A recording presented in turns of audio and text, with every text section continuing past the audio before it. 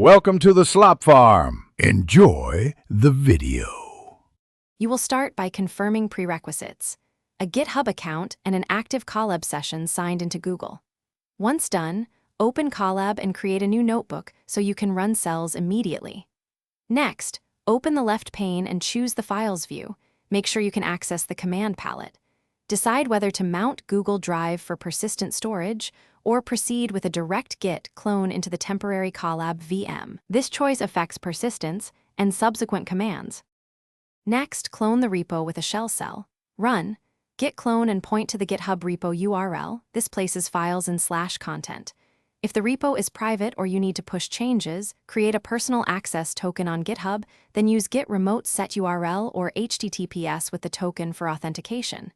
Configure Git user, name and user. Email in Colab so commits are attributed correctly. Make edits, git add and git commit. When you push, enter your token, or use and finally, push your commits back to GitHub and verify the changes in the repository web UI.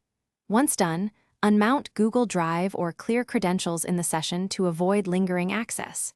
Make sure to run git pull before starting new edits so you don't create conflicts. This keeps your Colab copy up to date. If authentication fails, recreate a personal access token with repo scopes, update the remote URL, and retry. This usually resolves permission and token expiry issues quickly. Thanks for watching. Consider subscribing if we helped you today.